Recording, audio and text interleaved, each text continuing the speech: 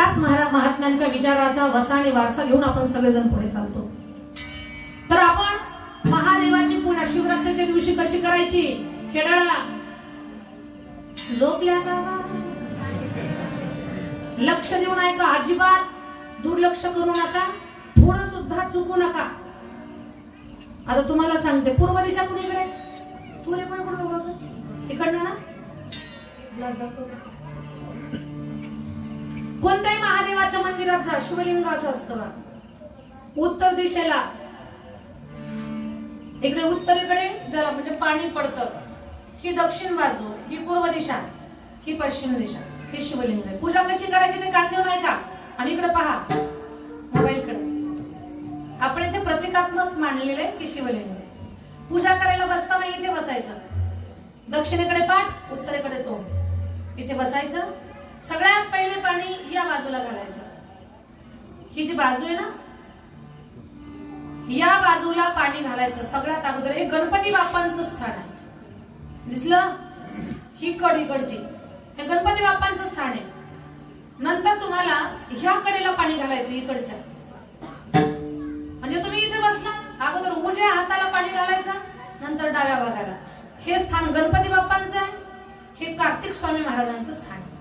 या दोन्हीच्या मध्ये म्हणजे इथे, दोन्हीच्या मध्ये इथे महादेवाची 6वी मुलगी अशोक सुंदरी, तिचं स्थान आहे, म्हणून इथं पाणी घालायचं मध्यभागी इथं.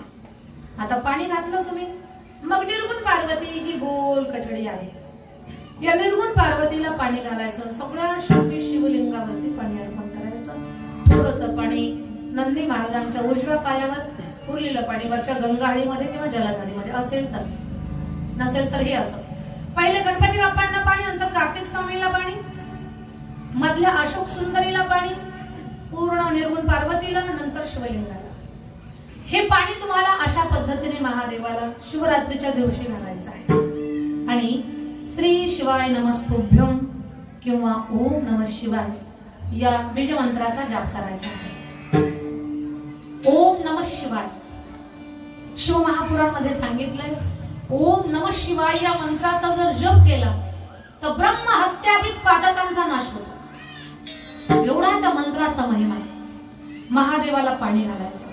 तसं तर सांगते मी तुम्हाला, रोजच महादेवाला पाणी घाला. आणि महादेवाला पाणी घालताना दिवसाचे 4 प्रहर, रात्रीचे 4 प्रहर. शिवरात्रीच्या दिवशी जर आपण 8 प्रहर महादेवाला पाणी घातलं तर त्याच्यापेक्षा आपल्या जीवनातला सोन्याचा कोणताच दिवस नाही. 3 तासाचा एक प्रहर असतो. सकाळी सूर्याचं पहिलं किरण जेव्हा पृथ्वीवरती पडतं तेव्हा पहिल्या प्रहराला चालू होतं. म्हणजे सकाळी जर 6 वाजता सूर्याचं किरण पृथ्वीवर जर पडलं तर 6 ते 9 पहिला प्रहर, 9 ते 12 दिवसाचा दुसरा प्रहर, 12 ते 3 दिवसाचा तिसरा प्रहर, 3 ते संध्याकाळचे 6 दिवसाचा चौथा प्रहर, संध्याकाळचे 6 ते रात्रीचे 9 रात्रीचा पहिला प्रहर, रात्रीचे 9 ते रात्रीचे 12 रात्रीचा दुसरा प्रहर, रात्रीचे 12 ते पहाटेचे 3 रात्रीचा तिसरा प्रहर, पहाटेचे 3 ते सकाळचे 6 रात्रीचा चौथा प्रहर. रात्रीचे 4 प्रहर शिवरात्रीला पूजा करावी. नाही जमलं तर सायंकाळचा जो आहे ना प्रदोष काल, त्या वेळेमध्ये शिवपूजन करावं. त्याही वेळेला शक्य नाही झालं, पहाटे ब्रह्ममुहूर्तावरती शिवपूजन करावं. भगवान भोलेनाथ प्रसन्न होतात. आणि मग तुमच्याशी आता बोलत होते, रोज महादेवाला पाणी घातल्यानंतर आपले फायदे तर आहे का? रोज जो माणूस शिवलिंगाला पाणी घालतो त्या व्यक्तीचा पितृदोष, कालसर्पदोष आणि वास्तुदोष नष्ट होतो. कुणाची पत्रिका बघा, पितृदोष निघणारच त्याच्यामध्ये. कुणाच्या पत्रिकेत कालसर्पदोष निघतो. हे दोष नष्ट होतात, कमी होतात, त्याचा त्रास कमी होतो. कशाला?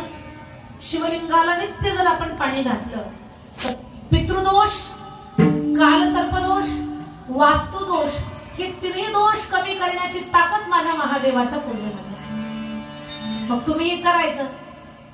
काही म्हणतात दीदी आम्हाला आंघोळ नाही, कधी कधी कापसाच्या दिवसात आठवडा आंघोळ आम्हाला भेटत नाही, कुठे महादेवाला पाणी घालत नसा. पण लक्षात घ्या, आपल्या पूर्वजांनी काही गोष्टी आपल्याला सांगितलेल्या आहेत, त्याला आपण पाठ फिरवतो म्हणून किती कष्ट करा फळ मिळत नाही आपल्याला, किंवा आपण कमावलेला अंगी लागत नाही. कशामुळे? कुठेतरी काहीतरी त्रुटी आपल्याकडनं घडतात. म्हणून ही शिवरात्री तुमची सफल व्हावी, याच्यासाठी महादेवाला एक लोटा जल सब समस्या का हल, एक तांब्याभर पाणी घाला. हा देव तांब्याभर पाण्यानं सुद्धा प्रसन्न होणार.